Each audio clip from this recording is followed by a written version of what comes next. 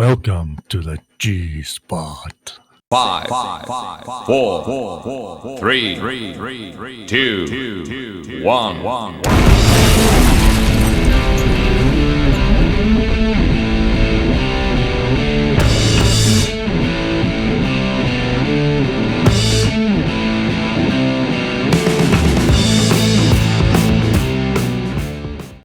Hello everybody and welcome to Dynamic GT League's G-Spot for episode number 36.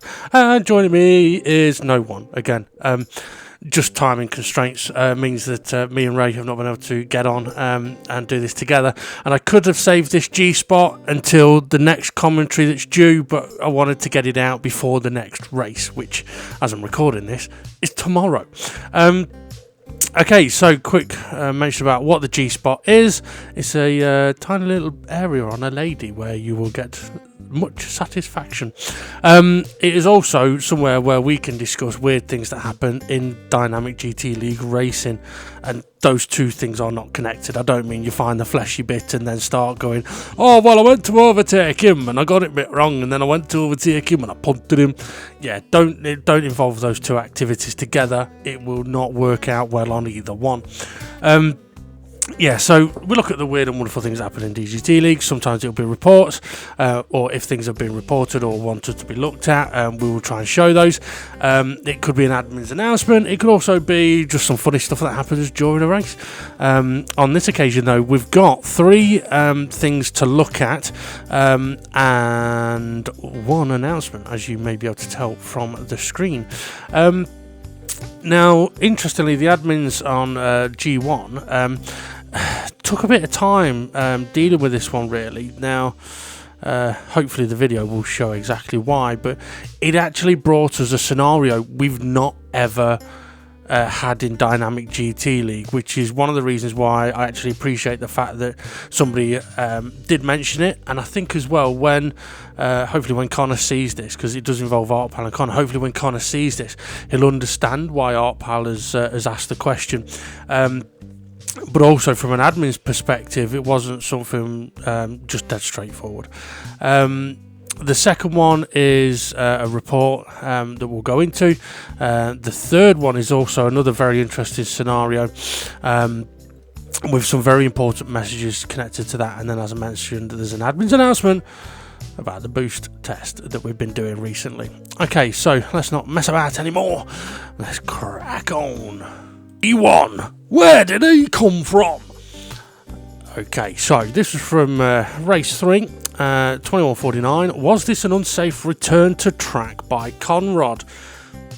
Excuse me. So obviously the question is being asked whether Connor did an unsafe return to track, and we'll get to see what the stewards said about that and the footage. Okay, so the stewards have said that there's no penalty in this situation, but the stewards wanted more time to discuss this, so we'll advise separately later in the week. This is now later in the week. So normally we would have put the information about this out prior to the race footage going out on Sunday, but with this one, that was the comment that was put out there. Since then, the admins have been able to get together, have a chat, and the verdict, the stewards stroke admins verdict, is that in the stewards' view, this wasn't an unsafe return to track because the return to track had been completed, and then Connor could have exercised more caution when filtering back into the pack. He tried to do the right thing by rejoining on the outside of the hairpin. After returning to the track, he floored the throttle and on dirty tyres got sideways and made contact with ArtPal. The contact was not significant enough to warrant a penalty, but we would like to remind a reminder to all drivers to use caution when having been off the track, because you will have dirty tyres and less grip. And just to add a bit extra to that as well, or sort of explain it a little more, is for example, if you've gone off the track and you get back up to racing speed and you think there's an opportunity to outbrake someone at the next corner, chances are there isn't, because you won't have the grip in the tyres because you've been off as an example, I don't know if any of you remember when I myself took out Steve F1 at Laguna Seca. I went off on the final penultimate corner, final lap, leading the race, went off, came back on, Steve was ahead, I tried to make a move into the final hairpin, and I didn't have the grip because the tyres were dirty. That was all on me, and I ended up hitting Steve off the track, and yeah, it was not a pleasant situation. So that's one of those situations where if you've had an off, you've got to be prepared for the fact that you're not going to have any grip. So if you go giving it full throttle back onto the track, or once you are back on the track, there's a good chance you may lose a bit of control. Or even in this case, I don't think I show it on the footage, but a couple of corners later at turn 1 here, Connor actually goes off again at turn 1 because there isn't the grip in the car, and it'll be because of the off he's had at the hairpin. Okay, so we're going to have a look at the footage of this, and as I mentioned, hopefully for Connor and everybody else, they'll be able to see why Art Powell has brought this to our attention, because there is a little bit of a holy shit, where the fuck did he come from part of it. Okay, so let's not hang about, let's get into the action. So we'll see here Connor going off, was battling with SRI, but goes wide at the hairpin. A lot of us did this in practice. Comes back on, gets a bit sideways, there's Art Powell, and then Connor ends up cutting the corner as well. So from Art Powell, he's battling with Steve F1, sort of lets Steve F1 go through. He does get a bit of a wobble on the curb, which does send him a little wide as well. But there we go. So this is the view that I personally use, and this is the view I look at as well, what would I have seen? And in a way, there's kind of it doesn't look like there's a lot Connor's really done wrong there. So we'll use the same view for Art Powell's view, and we will actually look at this a couple of times.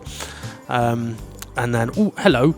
So we're going to look at this again, but we're going to slow it down. So from Art Powell's view, we can see that Conrad has gone off, but he's kind of behind Steve F1's car. So for the likes of Art Powell or anyone else, he can see, oh, okay, Connor's gone off. And also, I think people may have commented it. However, there's a point for Art Powell where Conrad would no longer be in the equation, and I think it's kind of because we've got a left-hand corner. As a driver, you'd look at this and go, right, Connor's gone off, and he's about to go off the screen, but we ain't looking over there anymore. We're looking at the apex of the corner and where we're going to be driving the car. Connor's now off screen, fully out of any thought process for Art Powell.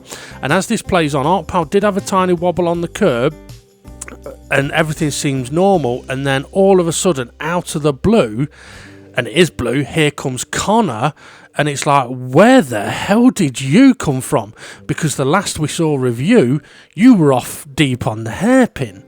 So for Art Powell, it wasn't necessarily that he was questioning had Conrad done anything wrong or not. It was kind of, where did he come from? So if we look at this from Connor now, this is where he's gone off, and he's gone off track, and he's got dirty tyres. Now when it comes to the return to track part, this corner makes this an interesting situation, because this white line just to the left of Connor's car here, that is obviously the edge of the track, but there's a massive distance between the apex and the edge of the track. So in terms of a safe return to track, does Connor return to the track safely? Well, as we play this on, the decision is that in this situation, he has returned to the track in a safe manner, because he is he is now back on the racetrack. There is quite a lot of space between himself still and the apex. Now, for this to be an unsafe return to track, Connor would be sort of having to be aiming towards where SGP's car is now. That would be more of an unsafe return to track. But as this plays on, one of the conversations we had was, at what point would this go from a return to track to a second phase of a situation? I know one of the arguments I made was, if we look at where the marbles are, Connor has safely returned to the track in this area. And for me personally, I felt that this was now his return to the track. Anything that happens after this is a different phase. And in the end, it was agreed with the admins that, yes, that is kind of the situation. which brings another factor. So as this plays on and we get to the marbles, this is where Conrad is flat out on the throttle. And this is one of the things that a couple of the admins were concerned about, that having been off, he has now gone full throttle. And as that happens, going over the marbles, the car is going to kick sideways. But we are already past having returned to the track. So as one example, if Connor hadn't gone off track but had just gone very deep around the corner, then there wouldn't really be a question about it, but he did go off track.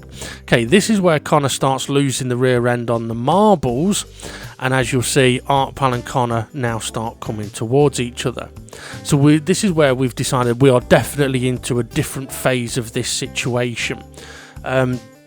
And from this view, you can see that Artpal, I don't think, would have had any opportunity to know that Conrad was there. Conrad wouldn't have had any opportunity to know that Artpal was there. However, it was decided that because Conrad has been off the track, he should still be more aware that he won't have much grip at this moment in time. So although from here it might look that Artpal has come over to Conrad, that's not how it's been viewed by us. It's more of the cars have come together, and what happens there is not worthy of any penalty. However, the admins are not liking the idea of a driver when returning to track, or once having returned to track, just going flat out and giving it full beans, because you're not going to have the grip in the car, and things like this could happen. If Connor's car hadn't have lost control at all, it may be a slightly different conversation, but again, it's a big risk. And as I mentioned, 2 corners later, Connor doesn't manage to make turn 1. His car slides off the road. So it shows again the grip isn't there. So the message from the admins and the stewards on this one is, no, it wasn't an unsafe return to track because he managed to return to track safely. But then there's another phase of it where when you've got dirty tyres, you've had an off, you've gotten less grip, drivers need to be more cautious about what they then do. But I think it's fair to say as well, given that the slow-mo saw of Artpal's in car view, that point of, right, there's a car that's gone off over there, but you're not going to be looking at that car when you're going around a left-hand hairpin in the opposite direction. At some point, your focus changes, and in that time, Connor has appeared to go from way off the track to, holy shit, how have you got there? And that's where the question of, has that been an unsafe return to track? I doesn't know exactly what has happened there. But as I mentioned as well, it is a scenario we've not had to deal with before, given the nature of that corner and the depth of that corner. And one of the in the conversations that we had as the admins, and we thought about, well, what would it be like at different corners? And we thinking about, like, well, maybe Suzuka, the hairpin, that's a similar corner, but it's nowhere near as deep. So if a car goes off there deep, there's a point where they can return to the track, and they can do that safely. But there may also be a point where a car could be coming around the hairpin and a collision could happen. Obviously, it would very much be situation dependent, but because this hairpin was so much deeper, there was a big gap between Conrad returning to the track and then what happened shortly after. Okay, I hope that has managed to explain things a little better for everybody, and we'll now try and move. Actually, Ray, what's your view on that? Yeah, ball bag. Okay, right, let's move on to the next one, shall we? G2, is this late, or has he forgot to change the clocks? Okay, so this one's from Artpal again, 2830, asking, is this a late move by Gary, or is it okay? And I think a fair question as well. I know from looking at it, I definitely thought a fair question. Okay, so the steward's view, Gary attempts to move up the inside, this is at turn 1, but it's too late and the gap isn't there for a clean overtake. Artpal is already at the apex and Gary forces his car alongside and goes on to complete the overtake. The steward's verdict is a stage 1 penalty to Gary for an unfair overtake, which is -3 points. Now, something I want to mention here is that on these first few video clips you're going to see, you may wonder, well, what's wrong there? it's not until you actually look at the nitty-gritty details of it that you may be able to see what the admins see. So bear with us on this one, because something we want to emphasize definitely this championship and going forward is we want to have the overtakes be done fairly. So let's crack on. Okay, so this is Artpal and Gary going into turn 1, and you'll see Gary making the move up the inside of Artpal. You may think, well, what's wrong with that? There's nothing wrong with that. We'll look at it from Artpal's view. We see that Gary's there, and they take 2 different lines down into turn 1, which is normal. Artpal sort of slightly defensive, and then Gary squeezing his way through. And again, you may think, well, what's wrong with that? Well, bear with us. So we'll look from Gary's view now. I don't know if you realised that Twilight was there, but when you're in the middle of a sandwich, it's easy to get caught out. And then Gary again slipping through. And again, you might think, well, what's wrong with that? Well, let's go through it. So as Artpal and Gary are approaching the corner, as I mentioned, 2 very different lines, and it looks like Gary is thinking about doing a switchback. Which, okay, no problem. But if you're going to do a switchback, there are certain parameters that have to be ticked. The risk here, or at least the thought for us, is that the point where Gary gets his car into any kind of gap is too late. So as the cars are approaching it, everything's fine. Gary has now started his look towards the inside. However, he is still quite some distance behind Artpal. Now, for me personally, around about this point, if you are not already alongside, it's too late to make a move. And as we see Gary starting to get closer, now he isn't alongside yet, he is still behind. Yes, you may think there's a gap there, but it's too late for Gary to go into that gap. If he was already alongside, very different, and it's only now that he starts getting his nose in, and Artpal was already heading into the apex. Now, as this skips on, we can see that Gary has now got his nose in, but where Artpal's car was going, he is now not going there. Gary's car is forcing him slightly further away from the apex, and this is where we feel that Gary has forced his way through. He's forced a gap there, and it's because he has come from, not from too far back, he's got there too late. So from Artpal's view, as we say, as we're looking here, any attempt up the inside now is too late. But unfortunately, Gary, with a bit of overspeed maybe, decides he's going to go for that gap. However, the gap really isn't there. This point here is too late to get up alongside, with the car ahead being able to give you space. So this isn't a situation where Artpal should have given room because of how late Gary's car got alongside Artpal's. So this is why the stewards view this as that's not a fair overtake, because the space wasn't there. As Gary has tried to go up the inside, he has done it way too late for our liking, but also the only reason he's ended up with a gap is because his car has forced that gap to appear. And when it comes to the report that Artpal put in on this, was this late by Gary or was it okay? In answering that question, as far as we're concerned, that was too late. As I mentioned, if he'd have gone for the switchback and he'd got up a bit alongside earlier, there'd be no problem. If there was a bit of contact at the corner, we could deal with that, we could discuss that.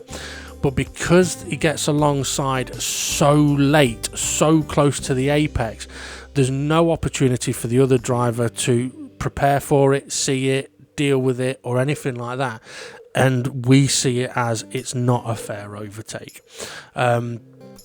I mean, if I try and put it into perspective, well, I mean, we've talked before about whether a car is in fair range or not. Well, in some corners, you have, obviously there's the fair range, but also there's a point where if you are not already alongside, you shouldn't really be going for it, and this is definitely one of those. And one of the things that the admins want to try and do is, I mean, no one wants to penalise anybody, but we want to just try and make sure that we're making the racing as fair as we can. so that nobody's getting annoyed. Now, I understand Gary may be getting annoyed about getting a penalty here, but it emphasises the fact that for our liking, it was too late of a move. Okay, I've waffled enough about that one, so let's move on to the next one that I can waffle about. G3, naughty, naughty, very, very naughty. Okay, so 38.45 in this race. Gary and Artpal collide. Oh, you naughty boys. Well, the steward's view on this is Artpal is alongside Gary approaching the corner and tries to complete the overtake. Gary closes the door when Artpal is already there, resulting in contact. Artpal then straightens his wheel in the corner, which forces Gary off the track, but Artpal pulls over and waits for Gary afterwards. The steward's verdict on this one is no penalty. However, the admins do not like to see space not being given. Drivers cannot just move across the track when another car is there, even if they think the other driver is making a late move. And I'll add a bit onto that in a moment. This will cause frustrations. Door-to-door contact happens, but this was not one of those situations. Also, drivers should not be forcing other drivers off track, even if they're frustrated. The bit I want to add, I was mentioned, so drivers cannot just move across when another car is there, even if they think the other driver is making a late move.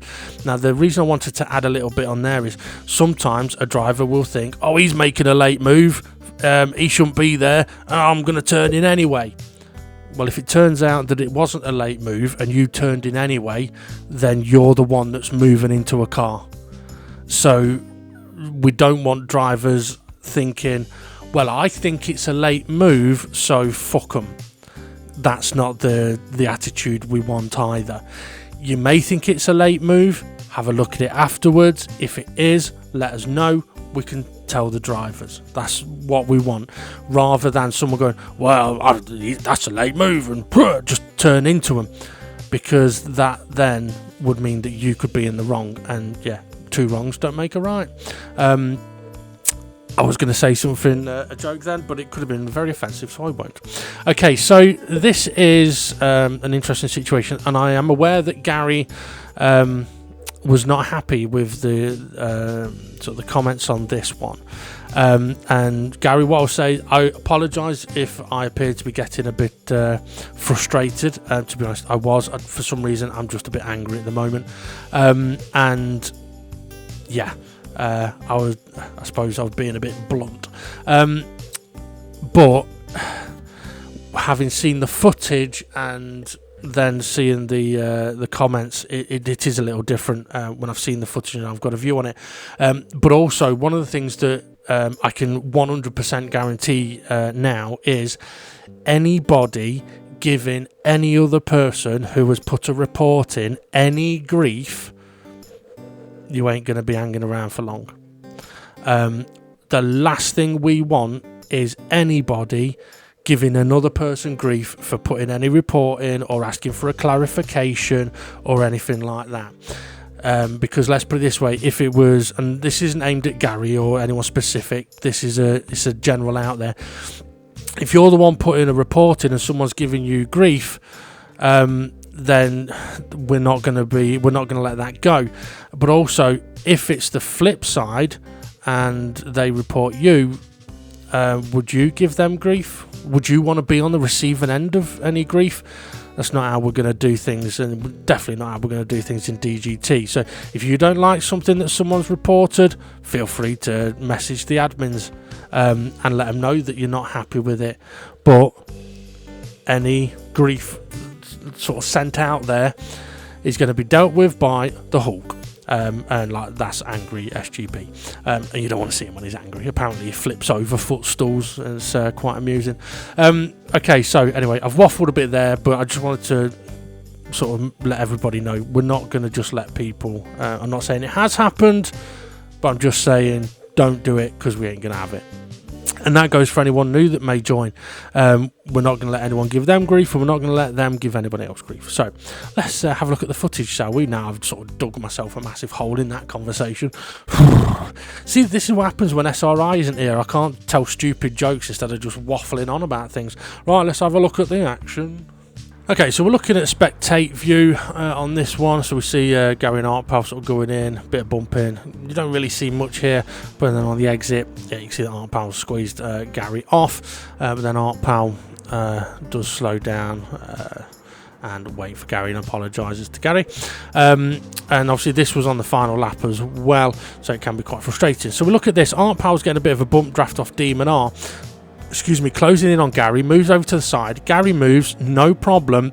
Now they're in a situation where they can't move into each other, but Gary comes across. That then results in Art Pal trying to squeeze Gary on the exit, and it results with Gary going off. So if we look at this from Gary's view, everything's okay at the moment. That first move is okay. Gary then moves back to the racing line, but it's here where he then moves across while Art Pal is there, and that's what we're saying. You can't do that. And also, Art Pal, you can't do what you've done on the exit of the corner there either. So I'm going to play this a little bit in slow motion. So this is where Art Pal moves across. Now, Gary's move here, as I said, that he makes, no problem. He is ahead. He can make this move. There's no issue with this whatsoever. So as this plays on, that move is absolutely fine. But as we look at this now, Art Pal is in a position where he is entitled to space and Gary is entitled to space. Art Pal cannot move over to the right into Gary, and Gary cannot move over to the left into Art Pal. So there isn't a late move here. Now, as we get close to the braking zone, and bear in mind the cars ahead are almost at the braking zone, these two are not. They're nearly half a car alongside each other, and in DGT League, they just have to have any part of their car there. You should be leaving them the space. Right? There's no, this is my corner or anything like that. And now Gary has started moving across very early if it was to take the corner, and this is what we view as that's a car just moving across into another car too soon to take the corner, and it's resulted in contact. Now, both cars managed to get into the corner and into the apex, but there was no late move here by Art Pal. There was no coming in hot on the brakes. However, what there is from Art Pal is a straightening of the wheel and a squeezing of Gary on the exit of the corner. Could that have been caused by being turned into before the corner here? Possibly. More than likely. So, oh, if you're going to squeeze me, I'm going to squeeze you. And the problem is that never works for anybody. So we've ended up in a situation where Gary's turned across into Art Pal way too soon for it to be going for the corner, and Art Pal was fairly there.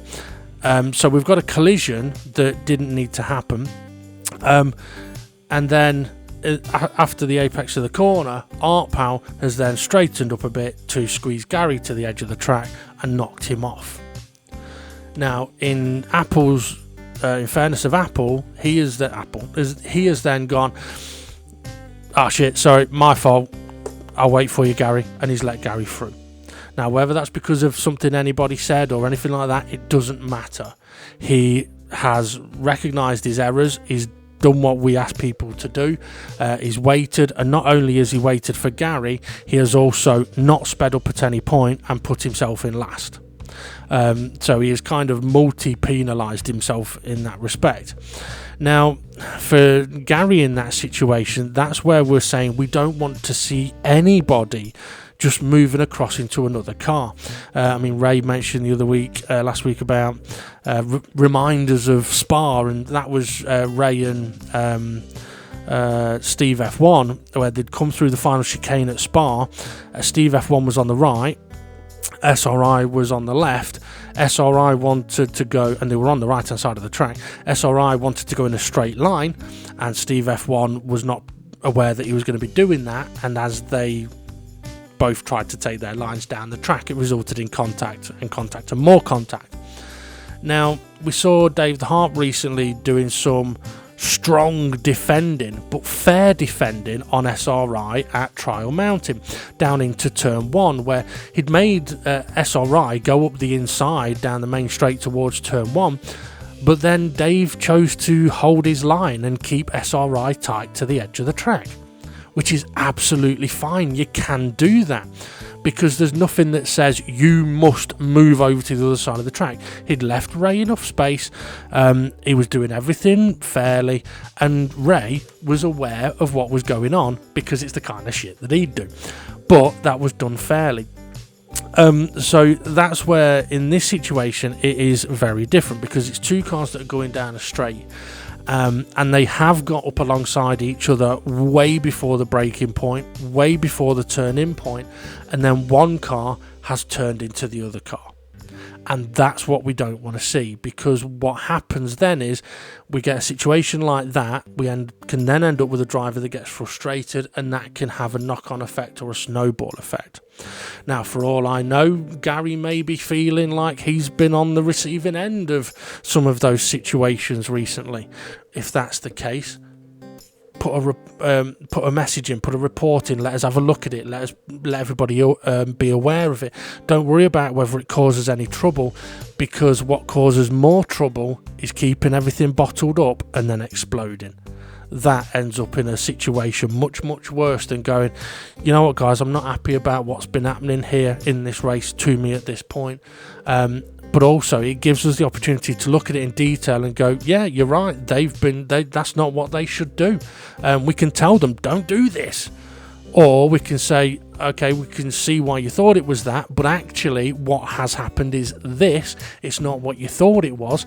And then instead of being like, oh, he always hitting me, you can have the knowledge of, okay, so it wasn't their fault, right? So there's no reason for me to get angry or frustrated. And I'm saying this for every driver. It's better to talk than to just go, yeah, let it go. Because we don't let it go, do we? We just let it build up, and then it's like a fart after a curry. You don't know if you're going to shit yourself or not, but either way it's going to stink a bit. Right, okay. Hopefully I've clarified everything on that one. Now we'll go on to the final bit of news. Gee whiz, admin's announcement, boost test completed. Okay, so the admin's announcement is that the admins have conducted an extensive test regarding the boost and will provide a full detailed report as soon as possible. Here though are the key points regarding the boost. Number one, the boost works the same way as it did on GT Sport. Number two, the boost does not change towards the latter stages. And three, the boost may seem different because of no pit stops. And four, the boost may seem different because of no pit stops, new tracks, and a very drivable car. Something that I will mention is this car is a very drivable car. It's one of the reasons why we've picked it. But when you pick a very drivable car, it means that lap times can end up being quite similar. But as it says here, there has been an extensive test completed, and there will be a full detailed report put out there. It just is going to take a little bit of time to put it all down into words to then put it out there to all of you. But we can confirm that the boost works the same way as it did on GT Sport, and the boost does not change towards the latter stages. And the boost may seem different because of no pit stops, new tracks, and a very drivable car. Right, folks, that's the end of this G-Spot. Don't forget, if you ever got any questions you want to ask us about things within the racing situation, let us know. As we've said before, sometimes you might not want to report something, but maybe you think it'd be good to be viewed by all on the G-Spot. So drop us a message in that situation as well. Right, have a happy week, everybody, as we get into the darker winter times. Let's get merry and let's get racing. Have a good one, everyone, and we'll see you all again soon.